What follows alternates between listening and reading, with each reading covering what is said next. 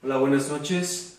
Mi nombre es Gibran Mahmoud y hoy les quiero hablar en este video sobre algunos de los puntos más importantes que tocamos en la materia de marco legal y fiscal empresarial para la maestría de Finanzas Corporativas con especialidad en Gestión Financiera de la Universidad de las Américas Puebla. Durante el curso vimos varios temas que pudiéramos agruparlos en 4 grandes bloques. El primero, yo diría, tiene que ver con las formas de comercio en México y sus requerimientos.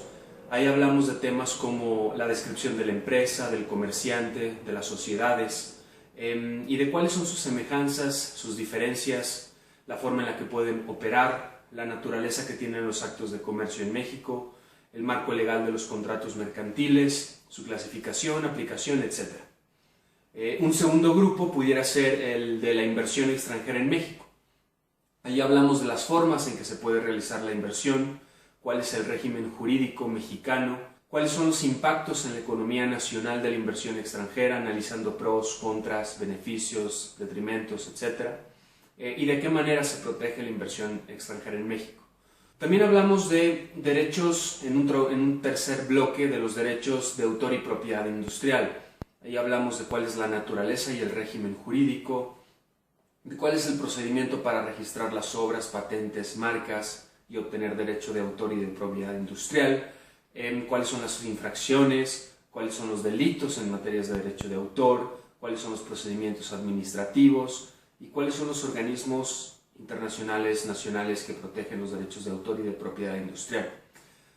Finalmente, un cuarto grupo o un cuarto bloque de temas vistos en la materia tiene que ver con las obligaciones fiscales de las empresas en México. Ahí revisamos temas de cuáles son las obligaciones de hacer, de no hacer, las obligaciones de tolerar, cuáles son las obligaciones fiscales, contables, de la ley del trabajo, del Infonavit, del Seguro Social, etcétera, etcétera. Todos estos temas los vimos dentro de un enfoque de búsqueda, así le llamamos, que no es otra cosa sino aterrizar estos conceptos académicos en un caso práctico de negocio. Entonces, el marco conceptual o el marco de contexto con el cual estuvimos trabajando fue el plan, la intención de la compañía Ferrari de poner una planta para fabricar automóviles en México. De esta manera pudimos ligar conceptos académicos con un caso práctico. Ahora bien, lo que yo quiero profundizar un poquito más en este video es sobre dos puntos que estudiamos en la materia en el curso, pero que tienen que ver con cosas que me tocó vivir en mi experiencia profesional. Entonces, quisiera comentar acerca de mi experiencia en la empresa Procter & Gamble. En mi segunda asignación en esta empresa trabajé en un proyecto llamado Planta Cogeneración, donde lo que pretendía la compañía, para dar un poquito de contexto de negocio, era construir una planta de energía que abasteciera la demanda eléctrica de 8 plantas de manufactura en México. Por obvias razones de confidencialidad no puedo dar demasiados detalles del proyecto, pero bueno, puedo hablar de algunos temas generales y cómo conectan estos con tópicos clave que vimos en la materia de marco legal y fiscal empresarial. Entonces, esta planta, su propósito era proveer de la demanda eléctrica de las otras 8 plantas manufactureras de Procter en México, y iba a funcionar a través de 2 turbinas, una de gas, una de vapor, la de gas alimentada por gas natural de Pemex y la de vapor por un segundo momento de energía generado por el propio proceso de combustión. Entonces, en este proyecto, uno de los aristas, hablábamos de 2 vectores principales o 2 temas principales que conectan con la materia. Uno de los aristas tiene que ver con la inversión extranjera en México. La casa matriz, Procter & Gamble International Operations, decide invertir en crear una empresa, una entidad legal independiente de las otras entidades legales de Procter en México, con el propósito de nuevo de crear esta planta. Sería una entidad separada, independiente, autónoma, que haría procesos de negocio con las otras plantas de Procter en México. De esta manera se ejecuta una envergadura de capital importante, hay una inyección de capital de decenas de millones de dólares. La planta se ubica en Apizaco, Tlaxcala, y podemos hablar de una inversión directa extranjera en México, ¿no?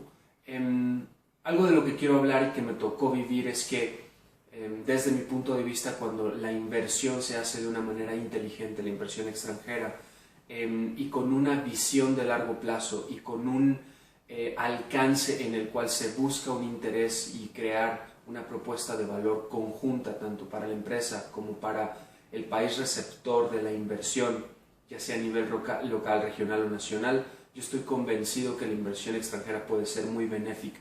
Me tocó verlo en esta región muy cercana a Pisaco-Tlaxcala, una región relativamente pobre, de escasos recursos, que se vio muy beneficiada por la inyección de todo este capital. Se invirtió en tecnología, en infraestructura, en activos fijos, se crearon muchos empleos directos, muchos más indirectos, pequeños, micro, medianos comerciantes de la zona se vieron beneficiados, gente relacionada con la industria del transporte, gente relacionada con la industria de los servicios, restauranteros, pequeñas fonditas, etc. Personal que se contrató para la empresa adquirió trabajos que de otra manera no hubieran podido conseguir en la región, sino migrando a ciudades más grandes. Entonces, por ese lado, en este arista, creo que podemos concluir que la inversión extranjera puede ser algo muy positivo cuando se hace, repito, de manera inteligente, con visión de largo plazo, y no pretende nada más llegar a un lugar, extraer materias primas o conseguir mano de obra barata y después migrar esos capitales hacia otros lados. Otro de los aristas que viví en este proyecto y que tiene que ver con nuestra materia en curso es lo que tiene que ver con los contratos. Hablábamos mucho en la materia de los contratos y en planta cogeneración de Procter & Gamble me tocó vivir mucho de lo relacionado con esto. Hubo muchos contratos que se tuvieron que hacer, algunos internos, me refiero a con las otras entidades legales de Procter en México para la compra-venta de energía, y muchos más externos. De los más importantes, el contrato de interconexión con CFE. Esto era para el permiso de generar energía, transportarla y portearla a través de sus redes. Otro contrato tiene que ver con la compra-venta del gas natural con Pemex. Otro contrato para la transportación de ese gas natural con Maxigas. Otro contrato para minimizar riesgos financieros derivados de la volatilidad de los precios del gas natural, que es un commodity.